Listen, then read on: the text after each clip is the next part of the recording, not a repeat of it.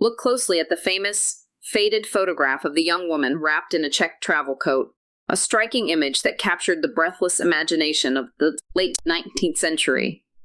Her eyes are not merely striking. They are cold, calculating, and possessed of a fierce, elite defiance that seemed completely unbroken by the world around her.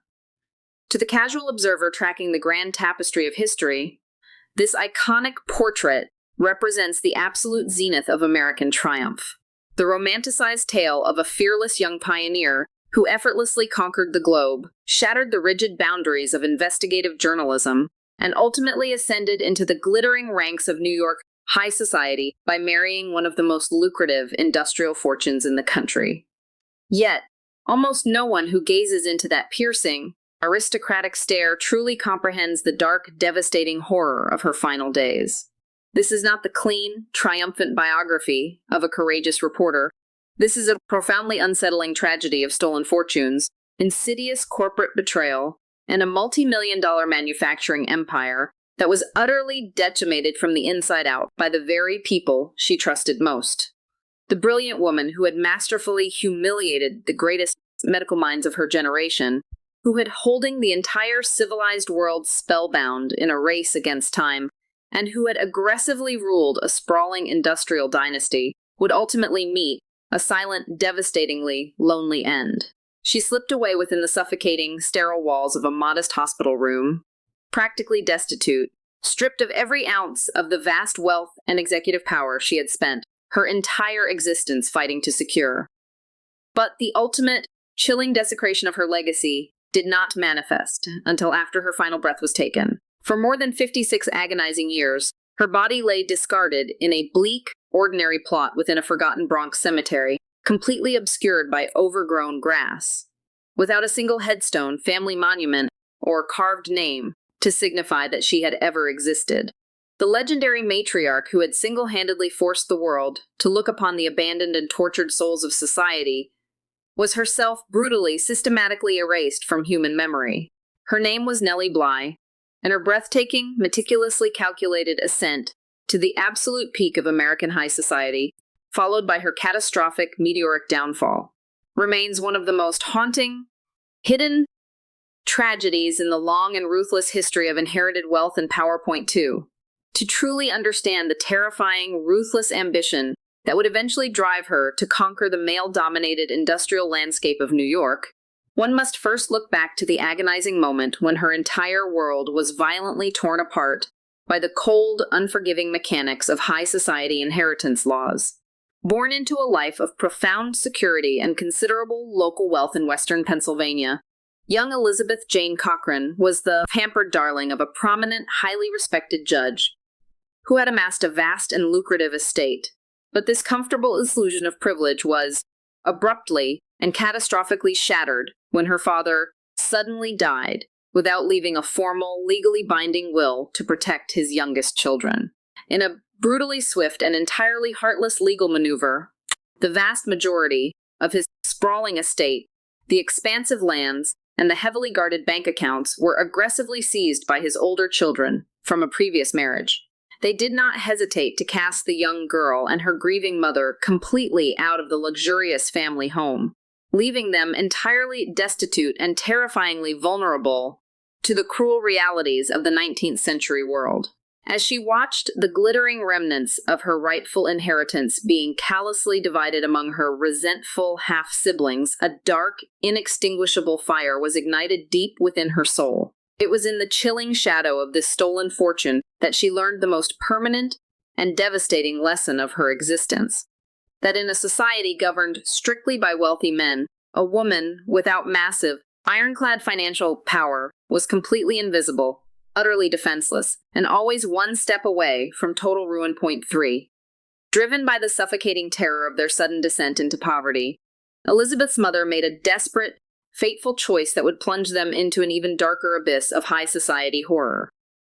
She quickly married a wealthy, seemingly respectable gentleman of prominent social standing, naively believing that his massive fortune would shield her vulnerable family from the cold cruelties of the world.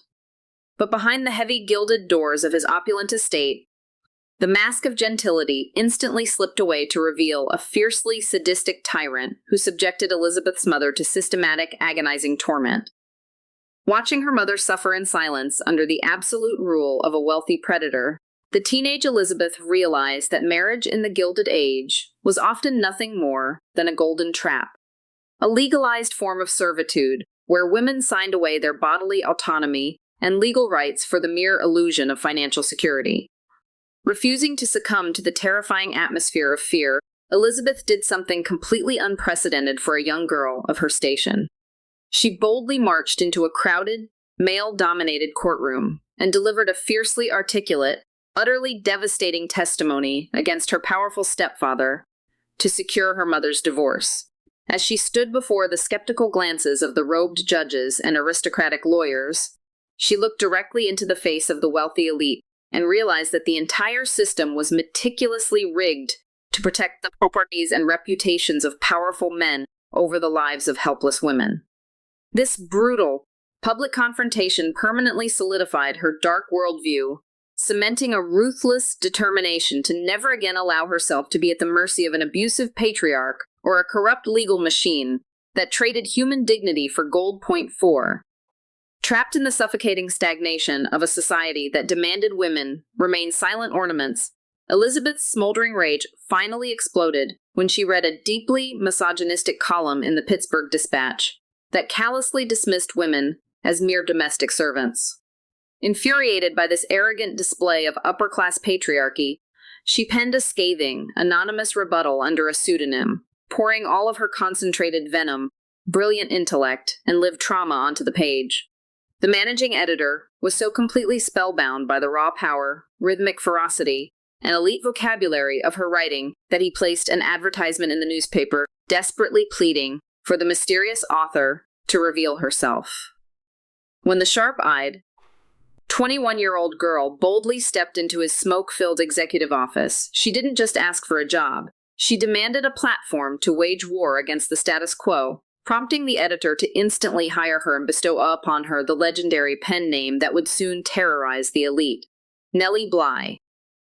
While the newspaper owners fully expected this young woman to comply with tradition and draft gentle, harmless society columns about fashion galas, flower arrangements, and the trivial tea parties of wealthy matrons, Nellie had a far more sinister and revolutionary agenda in mind. She weaponized her new position to aggressively infiltrate the dark, forbidden underbelly of Pittsburgh's industrial landscape, marching directly into the filthy, sweltering textile mills and dangerous factories where elite industrial barons were building massive empires on the backs of exploited young girls. With an unyielding, razor-sharp clarity, she meticulously documented the horrific working conditions, the missing fingers lost to heavy machinery, and the starvation wages that funded the opulent, gilded lifestyles of the city's ruling families. Her explosive articles did not merely inform the public, they violently unmasked the respectable facade of the high society elite, sending a chilling shockwave of terror through the boardrooms of the powerful dynasties who suddenly realized that this unstoppable young woman possessed the unique power to completely dismantle their carefully constructed reputations with a single stroke of her pen. 5. Realizing that the smoke-choked horizon of Pittsburgh was far too narrow to contain her towering, insatiable ambitions, Nellie made a swift, calculated decision to abandon her comfort zone and march directly into the terrifying, fiercely competitive media capital of the world, New York City.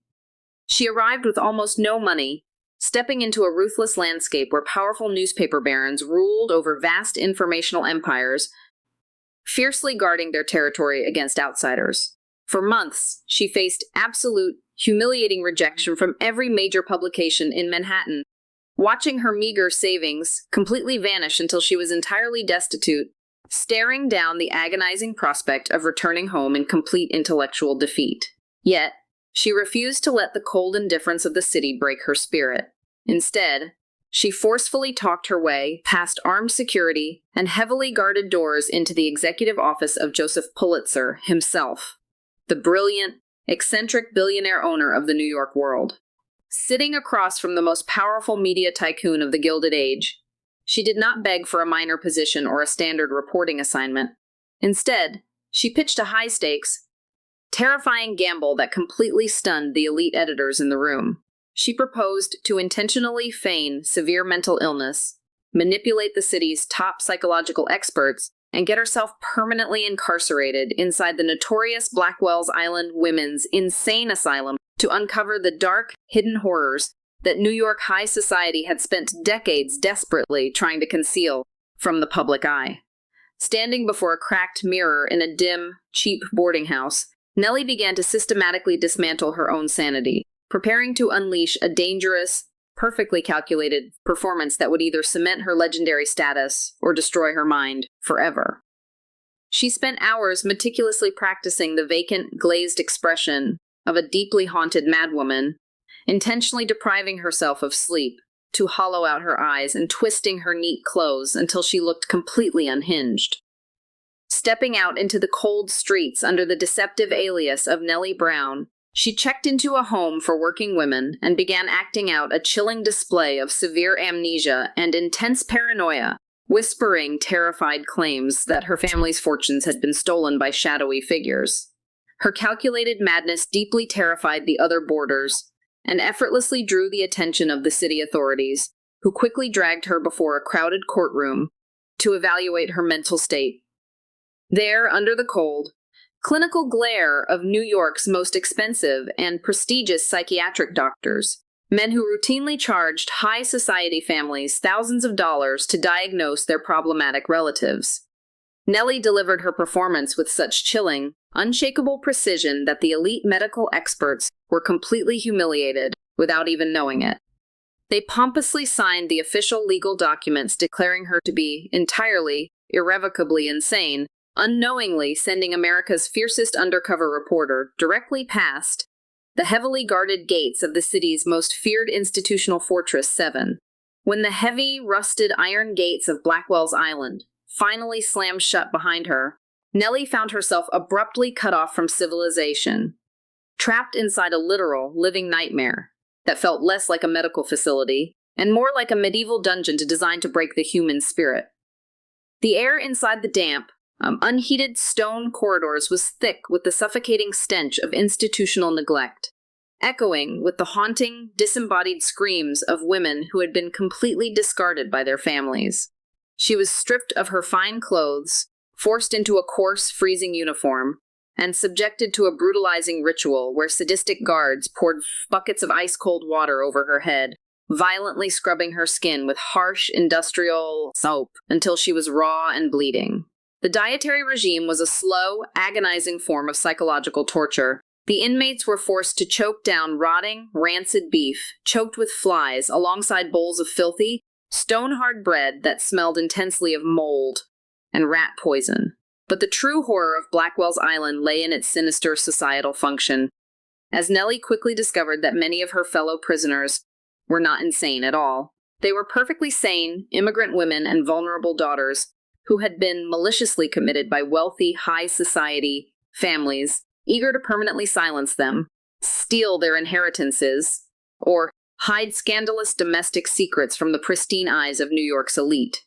Nellie sat frozen in the oppressive darkness of her locked cell, forced to maintain her terrifying masquerade while surrounded by sadistic nurses who beat patients with heavy keys, knowing with absolute certainty that if Joseph Pulitzer's lawyers failed to extract her, this sprawling, Gothic fortress of despair would become her permanent, unmarked grave 8. After 10 agonizing, mind-altering days trapped in the freezing, violent darkness of the asylum, the formidable legal machinery of Joseph Pulitzer's publishing empire finally descended upon the island to demand her immediate extraction. The subsequent publication of her explosive, fiercely detailed exposé, 10 Days in a Madhouse, did not merely spark polite public discourse. It detonated a catastrophic, paralyzing shockwave of pure terror directly through the opulent drawing rooms and mahogany boardrooms of New York's untouchable elite.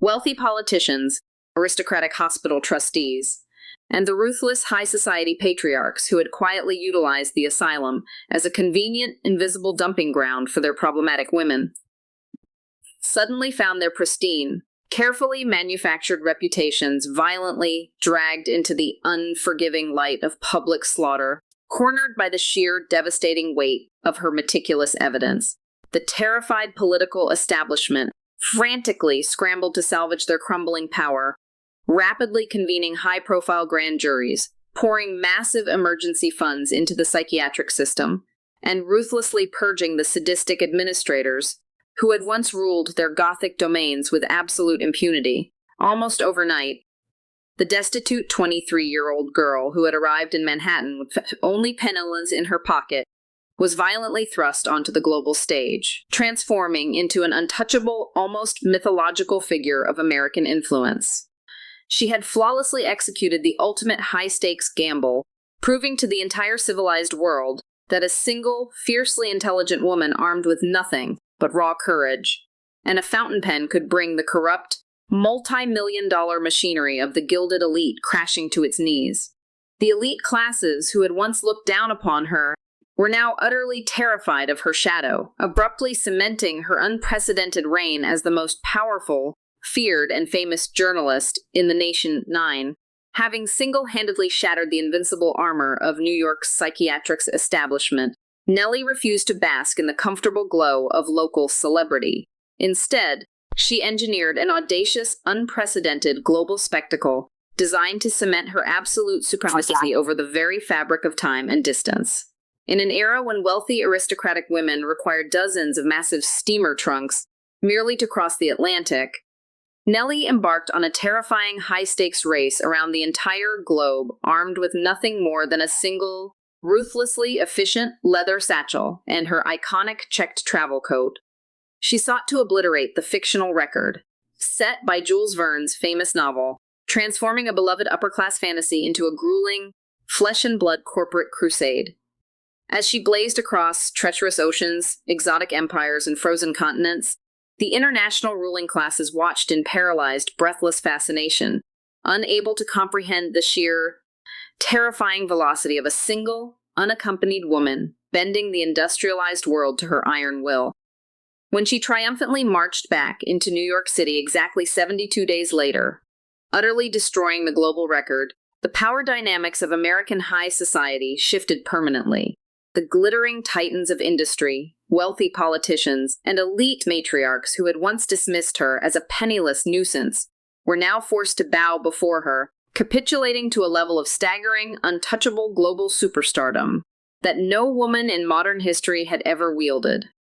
She was no longer just a fearless reporter. She had become an unstoppable, mythological monarch of the Gilded Age, standing impregnable at the absolute zenith of global fame .10.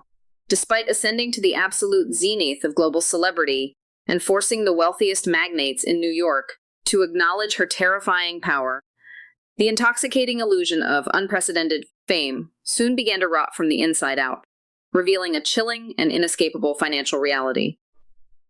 When the deafening roar of the international parades finally faded into silence, and the ticker tape was swept from the cold Manhattan streets, she was violently confronted by the humiliating truth that her unprecedented global triumph had generated millions of dollars in revenue, exclusively for the opulent coffers of Joseph Pulitzer, while she herself remained a mere salaried employee, completely devoid of true generational wealth. Staring deeply into the heavily fortified, gilded fortresses of the city's ruling elite, she realized, with bone-chilling clarity, that public adoration was nothing more than a fragile, fleeting currency that could never purchase absolute security or command permanent authority in a world ruled strictly by iron and gold. The sprawling newspaper empire that she had single-handedly elevated to international supremacy refused to grant her the massive financial compensation or executive dominion she had rightfully earned. Expecting her to remain a subservient, albeit famous, cog in their sprawling industrial machine, filled with a cold, calculating resentment and an insatiable hunger for untouchable, aristocratic permanence, she made a ruthless, silent vow to permanently abandon the very journalistic arena she had conquered.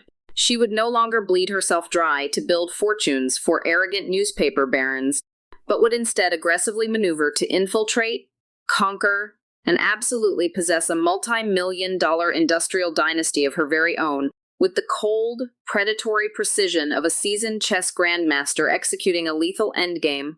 Nellie bypassed the trivial romantic conventions of her era and set her sights directly on the ultimate prize, the heavily fortified inner sanctum of New York's true, untouchable aristocracy. In the spring of 1895, the glittering mansions of Fifth Avenue were violently rocked by a clandestine announcement that defied all societal decorum and left the city's old money dynasties completely paralyzed with absolute disbelief.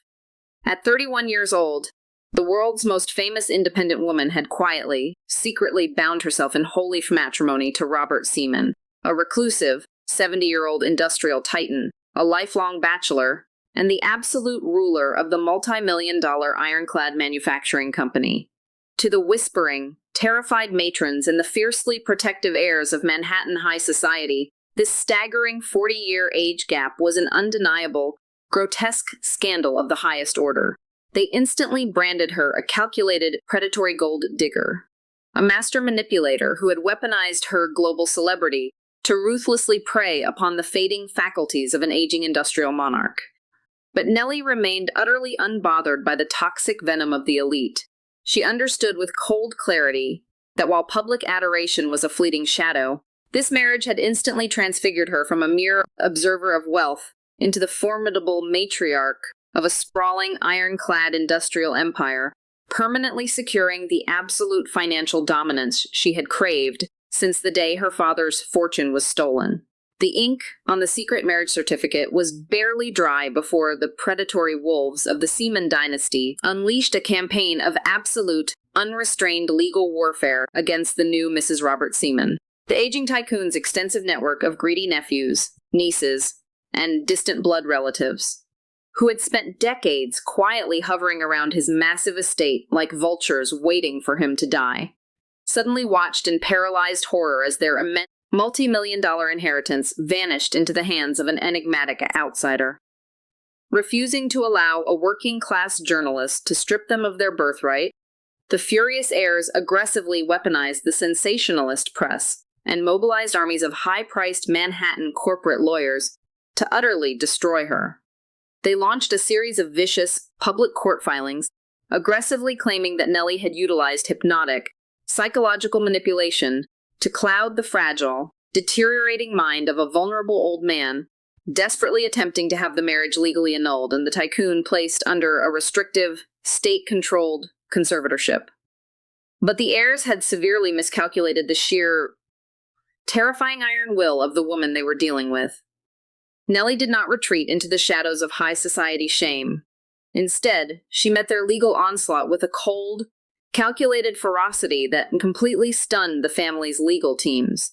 Drawing upon her extensive, deep knowledge of the corrupt legal system, she systematically dismantled their fabricated smear campaigns in open court, matching their aristocratic arrogance with a sharp, unyielding defiance that turned the inheritance war into a public slaughter of the family's reputation. She made it chillingly clear to the entire Seaman dynasty that she would gladly burn their collective fortunes to ash before she ever surrendered a single dollar of the financial fortress she had rightfully conquered. While the vicious, aristocratic matrons of Fifth Avenue fully expected the new Mrs. Seaman to sink comfortably into a life of idle luxury, squandering her husband's vast fortune on Parisian gowns, glittering diamond collars, and opulent tea parties, Nellie had an entirely different, far more terrifying agenda in mind. She had not fought her way out of the suffocating grip of brutal poverty merely to become a decorative, silent ornament trapped within a gilded high society cage. Instead of retreating to the quiet comfort of her drawing room, she aggressively embedded herself directly into the roaring, smoke-choked heart of her husband's multi-million-dollar empire, the Ironclad Manufacturing Company. Day after day, she completely abandoned the elite social circuits to stand shoulder to shoulder with her aging tycoon husband on the deafening factory floors, meticulously studying the brutal, unforgiving mechanics of mass steel production. But her true, undeniable mastery was forged inside the heavily guarded executive boardrooms, where she ruthlessly dissected complex ledger books, unraveled the dark, intricate secrets of corporate banking, and absorbed the ruthless negotiation tactics required to dominate global supply chains. She was not merely playing the passive role of a devoted young wife. She was methodically extracting decades of monopolistic knowledge from a fading titan, silently and aggressively transforming herself from a celebrated investigative journalist into a cold, calculating architect of industry, fully prepared to seize the absolute throne the very moment her husband drew his final breath. In the bitter, freezing winter of 1904, the fragile, rapidly deteriorating health of the 79-year-old industrial patriarch finally collapsed, sending a violent, electrifying shockwave through the highest echelons of New York society. As Robert Seaman's heavy casket was quietly lowered into the frozen earth, the sprawling network of greedy nieces, nephews, and bitter high society relatives immediately ceased their theatrical mourning and descended upon the opulent family estate, eagerly anticipating the triumphant reclamation of their multi-million-dollar birthright. They fully expected his controversial, former journalist widow to be swiftly paid off with a meager, insulting allowance and permanently exiled from the gilded halls of their aristocratic empire. But when the Tycoon's heavily guarded, final testament was unsealed behind the locked mahogany doors of his attorney's office, the arrogant, entitled smiles of the Seaman dynasty were instantly paralyzed into masks of absolute, uncomprehending horror. Robert Seaman had not left his sprawling, immensely profitable manufacturing monopoly to his bloodline. In a final, ruthless act of absolute devotion to his brilliant young wife, he had legally bequeathed every single deafening factory, every lucrative steel patent, and every single dime of his staggering industrial fortune exclusively to Nellie. The aristocratic heirs were left completely destitute, publicly humiliated, and violently stripped of their ancestral wealth, while the former penniless girl from Pennsylvania coldly stepped over their ruined expectations to ascend the ultimate throne. Without a single moment of hesitation or conventional high society grief, Nellie seized absolute, unquestioned control of the Ironclad manufacturing company, officially crowning herself as the sole, terrifyingly powerful matriarch of a sprawling American dynasty. Once she firmly grasped the reins of the Ironclad manufacturing company, the city's industrial barons, men who had spent their entire lives treating manufacturing as an exclusively male blood sport, looked on in sheer disbelief as Nellie began to systematically dismantle their antiquated standards of production. She did not merely manage the existing machinery. She aggressively revolutionized the entire operational backbone of the empire, aggressively discarding the inefficient, outdated methods that had defined her late husband's era. With a genius-level intellect for logistical dominance, she spearheaded the development of brand-new, cutting-edge steel barrel designs, patents so superior and so radically durable that they essentially rendered the competition's products entirely obsolete within a matter of months. As her massive, signature steel barrels became the undisputed gold standard for the rapidly exploding oil and chemical industries, millions of dollars in cold, hard capital began pouring into her accounts at a terrifyingly consistent pace. She commanded an army of over 1,500 laborers, operating an industrial engine that thundered day and night to keep up with the insatiable demand of the American market. Nellie was no longer the girl who had once struggled to afford a single meal in the slums of New York. She had transformed herself into one of the most powerful, influential, and wealthiest women in the world, effortlessly sitting at the table with the likes of Rockefeller and Carnegie. Her factories stood as iron monuments to her absolute triumph, and as her personal wealth surged into the stratosphere, she basked in the chilling, absolute certainty that her dynastic reign was finally, permanently impenetrable, shielded by the unyielding armor of her own monumental industrial success. Unlike the other cold-blooded industrial tyrants who viewed their workforce as mere disposable fuel for their profit machines, Nellie executed a radically strategic vision of corporate benevolence that further solidified her absolute grip on the manufacturing sector. She transformed her massive factory complex into a self-sustaining ecosystem of efficiency, commissioning on-site gyms, medical clinics, libraries, and recreational facilities that were completely unheard of in the cutthroat, exploitative landscape of the Gilded Age. While the city's elite whispered that her deep concern for the laborers was a sign of feminine weakness, Nellie operated with the chilling, calculated foresight of a true mogul. She understood that a physically and mentally optimized workforce was the ultimate weaponized asset in protecting her multi-million-dollar bottom line. She meticulously secured every single technical innovation through aggressive patenting, ensuring that her ironclad dominion remained entirely untouchable by the desperate, grasping hands of her jealous industrial rivals. At this monumental peak of her existence, surrounded by the relentless, humming rhythm of her thriving empire and the unwavering loyalty of a satisfied workforce, Nellie allowed herself the dangerous, fatal luxury of feeling invincible. She operated under the absolute, suffocating belief that her fortress of steel and strategy was entirely immune to the volatility of the outside world, never once suspecting that the most lethal threats to her throne were already lurking silently, patiently, within the very walls of her own executive office. The rot did not arrive with a thunderous roar or a public scandal. It began as an insidious, quiet trickle of dishonesty that festered in the shadowed corners of her own executive sanctuary. While Nellie was busy cementing her legacy as a titan of industry and a global icon, the very lieutenants and bookkeepers she had elevated to positions of absolute trust began to view her empire not as a monument to her genius, but as a vast, decaying carcass ready to be picked clean. With the chilling, predatory instincts of career criminals, these trusted advisors began to systematically cook the books, funneling massive sums of company capital into secret, untraceable accounts and manipulating the delicate machinery of her supply chains to line their own pockets. They fed her falsified reports of booming profits and miraculous efficiency, keeping the true, crumbling state of her finances hidden behind a flawlessly polished veneer of corporate success. Nellie, blinded by her own unshakable confidence and the intoxicating arrogance of power, failed to perceive the venomous, parasitic rot gnawing at the foundations of her ironclad dream.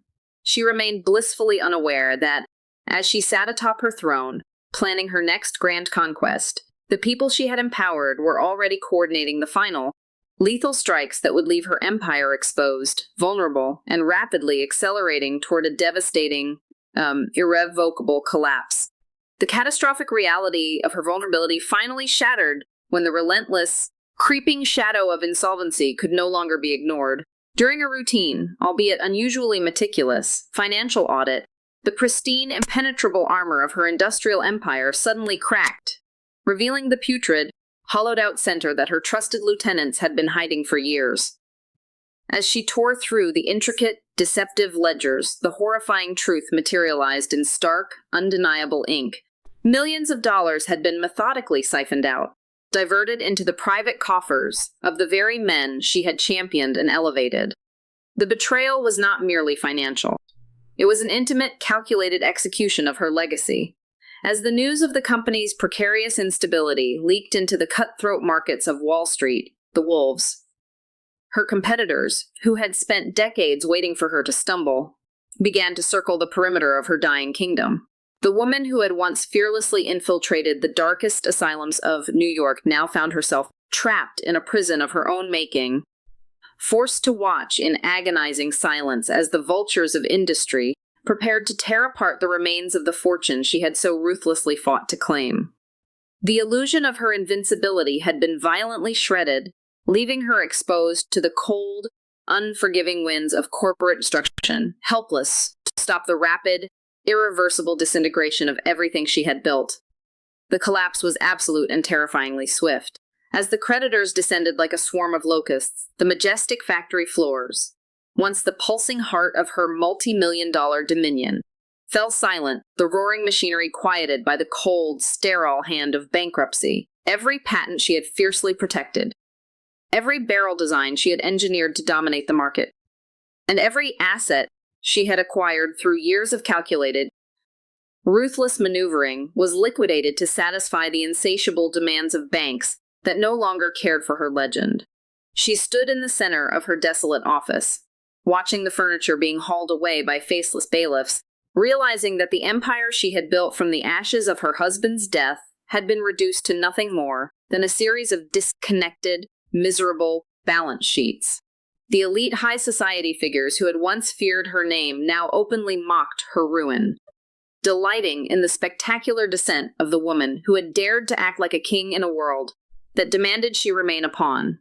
Stripped of her industrial throne and cast out of the glittering upper-crust circles she had once commanded, she was left with nothing but the cold, hard memories of her own hubris and the agonizing weight of a legacy that had evaporated overnight. Yet, even as the walls of her empire closed in, the flickering, unquenchable spark of her original, rebellious spirit remained, refusing to surrender to the total darkness that threatened to consume her final, tragic act. Emerging from the hollowed-out ruins of her failed dynasty, Nellie realized that while her fortune was gone, the one thing the vultures could never steal was her iron-willed survival instinct. She was no longer the young, naive girl of the Pittsburgh Dispatch, nor was she the arrogant, untouchable tycoon of the Ironclad Empire.